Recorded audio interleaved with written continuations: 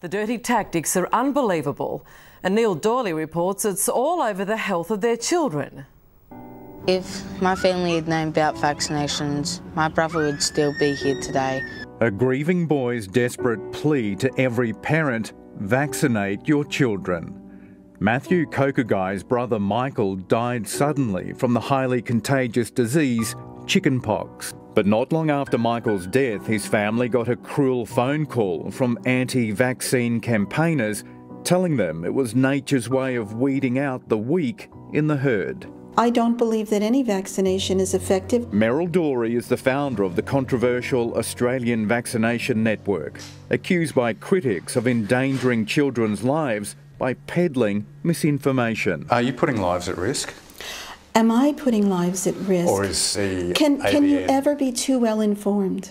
She's now under fire over claims she's informing parents to join sham churches to exploit a loophole in the New South Wales government's tough new vaccination policy, banning children from childcare centres unless their parents can prove immunisation was against their religion.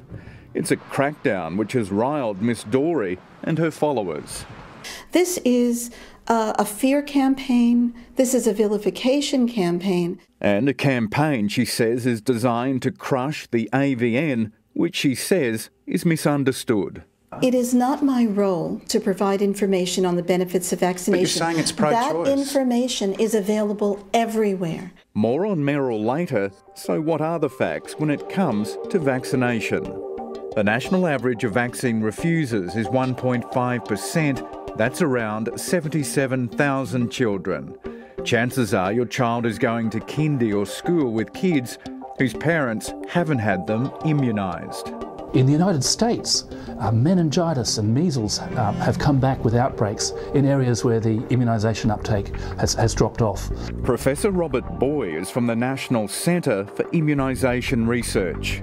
The great pity of the research done by anti-vaccine people is that they don't understand what they're doing. My own research has said that the risk for my family is too high and the benefits are not clear enough. Just in case you forgot, Meryl Dorey says she's pro-choice. The medical literature itself is very clear. In some susceptible children, vaccines can cause autism. So autism and immunisation are not linked.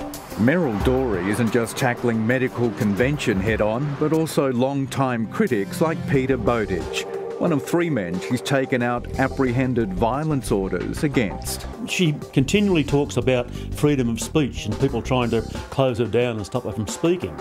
And then she goes to the court to try and stop me from speaking. It's an incredible hypocrisy. He lives 750 kilometres from you. And he told people to send me pornography twice. A claim denied by Peter Bowditch, who successfully had his AVO thrown out of court, a decision Meryl says she's going to appeal. I'm trying to silence him from threatening me any further. I believe these people are a danger to the public and a danger particularly to children. A view shared by Michael Kokogai's dad, Chris, who watched helplessly as his son's health deteriorated after developing 5 small spots like these on his stomach. And he leaned over and said, "I'm fine, Dad." Gave me a hug and a kiss with a big cheeky grin. I said, "What's that for?" And he said, "Because I love you." They were the last words Michael ever spoke to his dad. Here was our son. No heartbeat, no nothing. Beginning a crusade by Chris Kokogai to alert parents to the dangers of not immunising their children. A parent's job is to do the best they can to help their kids, to guide them and to protect them. But by speaking out, Chris says he's been singled out by members of the Australian Vaccination Network. I've had people ring me up and tell me, "Get over it, mate.